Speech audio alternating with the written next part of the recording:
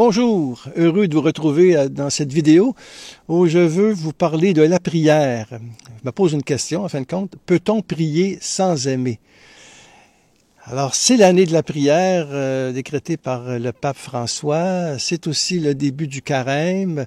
Je trouve que c'est une belle occasion aussi de parler de la prière, de réfléchir sur ce thème tellement important dans notre vie, dans la vie chrétienne en tout cas, la prière qui nous permet justement d'entrer en relation avec Dieu et qui nous aide, qui nous réconforte énormément. J'ai déjà fait plusieurs vidéos sur la prière. J'essaie de pas trop me répéter, mais c'est pas grave. Quand on aime, des fois, on répète. Et puis, la prière, eh bien, je pense qu'on n'en parlera jamais assez. Hein?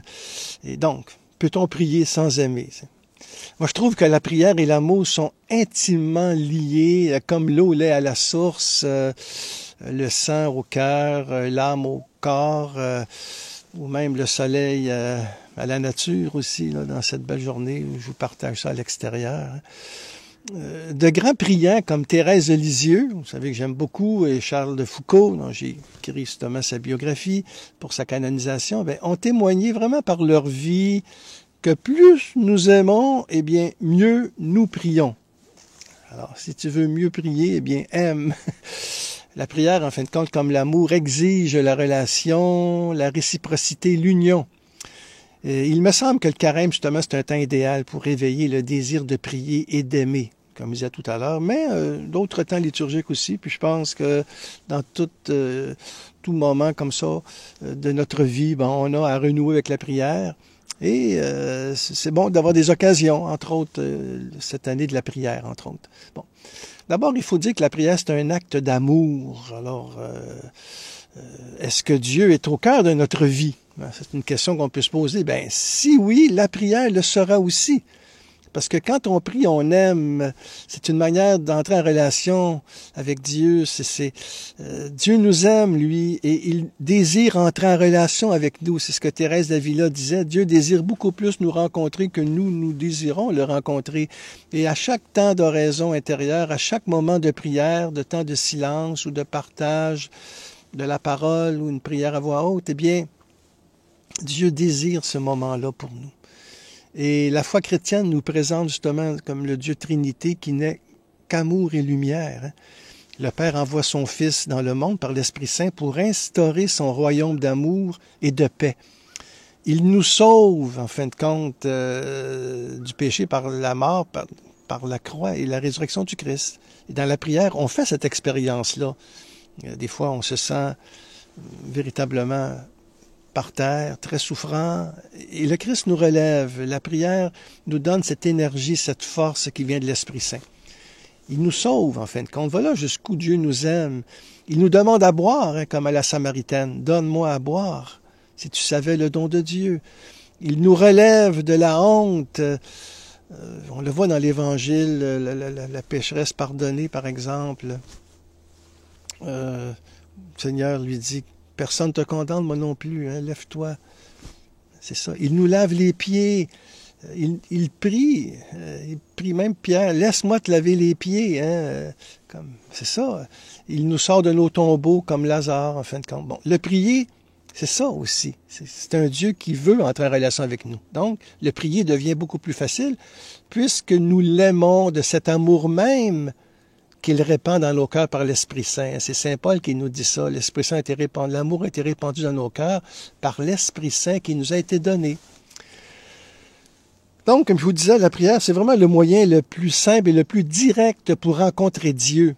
Et quand on aime Dieu, on le prie, on passe du temps avec lui, c'est vital, aussi vital que manger.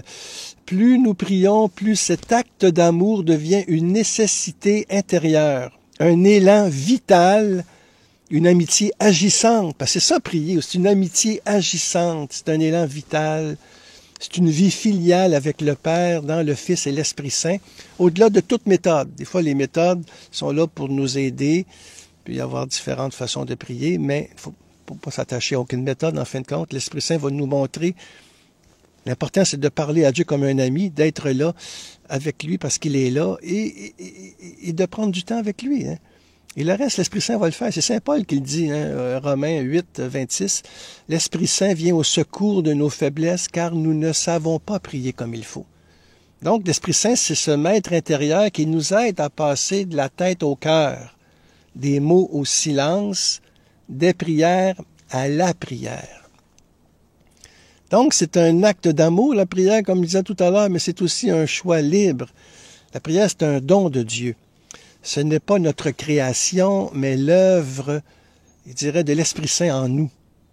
Nous ne pouvons que nous disposer, nous, librement, à accueillir ce don en faisant un acte de foi. C'est ce que nous avons à faire. Nous disposer, être là. Par exemple, prendre la décision de nous recueillir chaque jour, quoi qu'il arrive. Donc, nous choisissons un moment dans la journée, à heure fixe si possible, comme moi c'est le matin que j'aime bien, pour l'oraison silencieuse que j'appelle, c'est-à-dire ce cœur à cœur avec le Seigneur, à l'écoute de ce qu'il me dit à l'intérieur, bien qu'il y ait des distractions, bien que j'ai l'impression de ne pas prier. Et souvent, justement, on va avoir des tentations qu'on va dire que c'est une perte de temps, et qu'en réalité, je ne fais rien, là. Mais c'est sûr, je ne fais rien, c'est le Seigneur qui fait tout. Nous avons à disparaître pour le laisser apparaître en nous. Il nous regarde comme nous le regardons et on le laisse agir. C'est ça.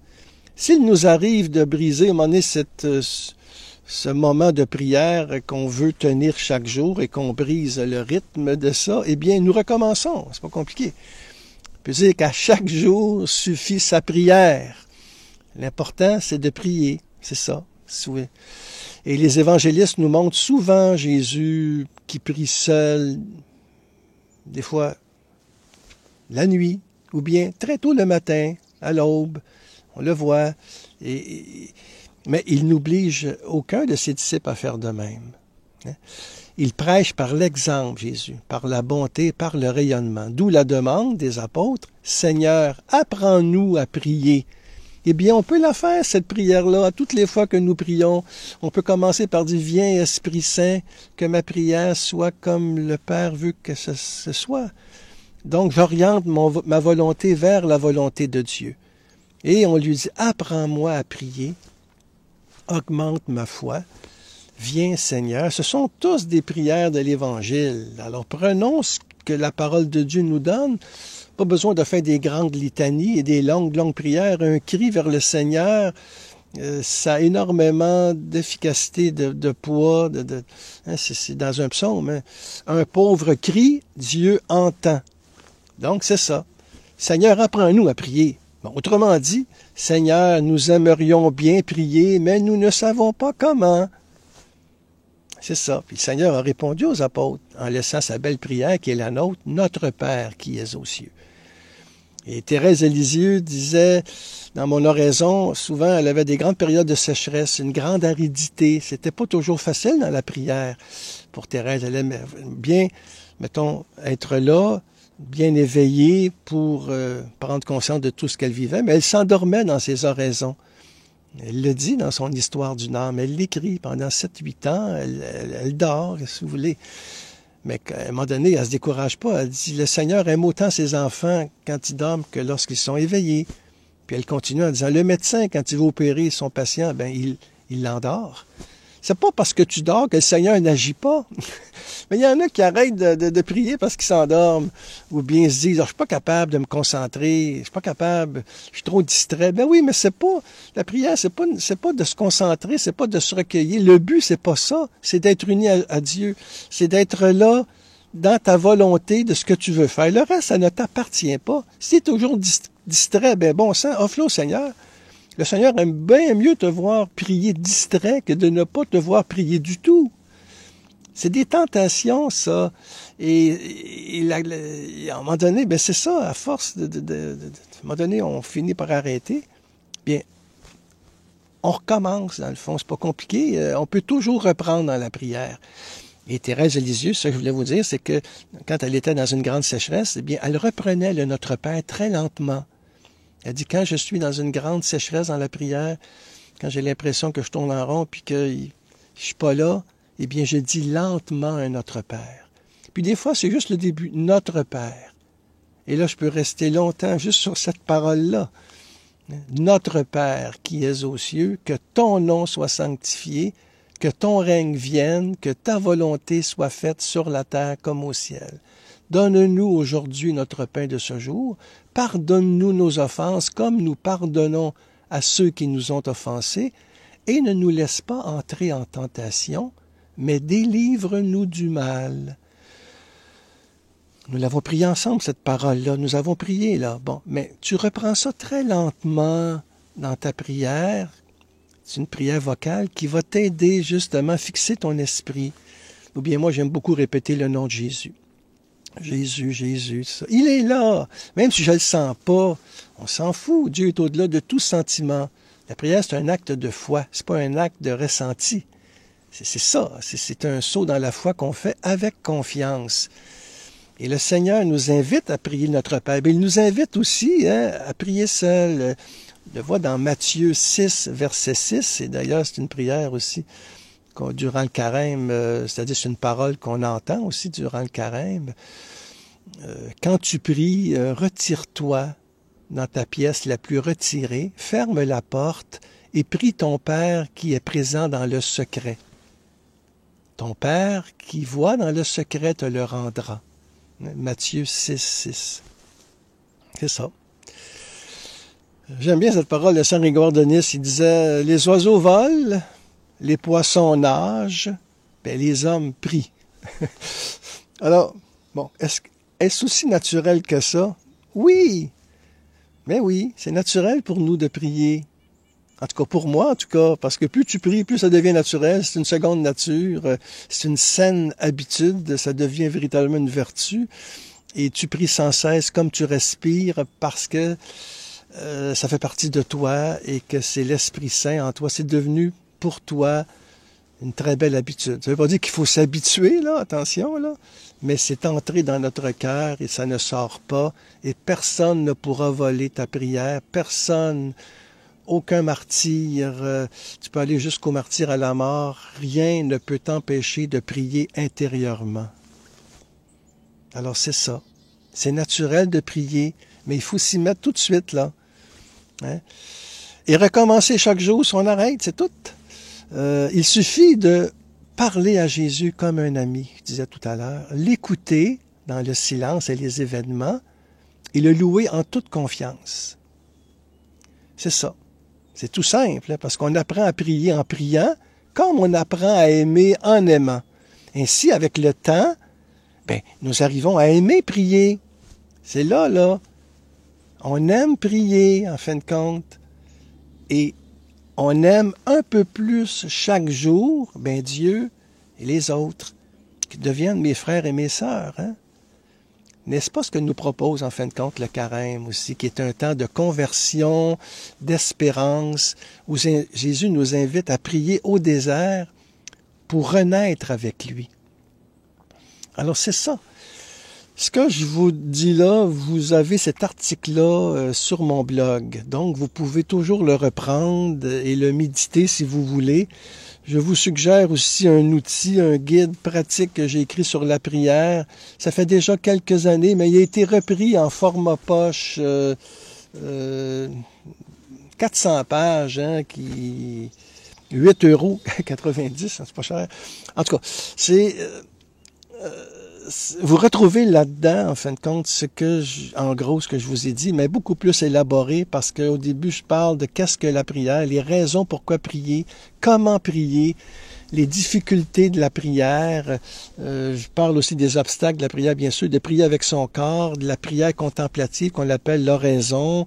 Il y a toute une section aussi sur la célébration liturgique, toutes les parties de la messe, qu'est-ce que ça signifie, la liturgie des heures. La prière à Marie aussi, le chapelet, tout ça. Je parle de l'Eucharistie, bien sûr, qui est la source et le sommet, d'une façon spéciale, de la prière chrétienne. Et la dernière partie, c'est quand même comment prier en couple et en famille, parce que je prie avec mon épouse depuis 45 ans que nous sommes mariés. Donc, ça ne tue pas personne, prier. Et on peut dire que ça nous aide à nous aimer et à vivre heureux, parce qu'on est en cœur à cœur avec le Seigneur et on ne fait qu'un seul esprit avec lui. Hein.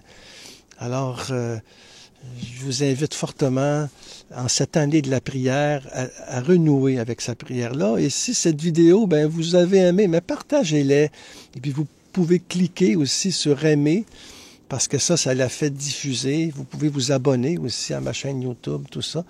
J'ai toute une retraite sur l'oraison que je vous suggère fortement de suivre. Il y a des milliers qui l'ont suivi.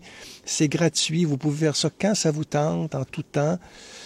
Eh bien, c'est ça. Moi, j'ai beaucoup reçu, donc je veux donner ce que le Seigneur me donne avec beaucoup d'humilité et de simplicité, parce que la prière, c'est une école de pauvreté et d'humilité où Dieu nous donne tout. Et humblement, eh bien, nous nous mettons en sa présence parce qu'il est lui, il est là, et que moi, je veux être là pour lui, avec lui et en lui. Amen.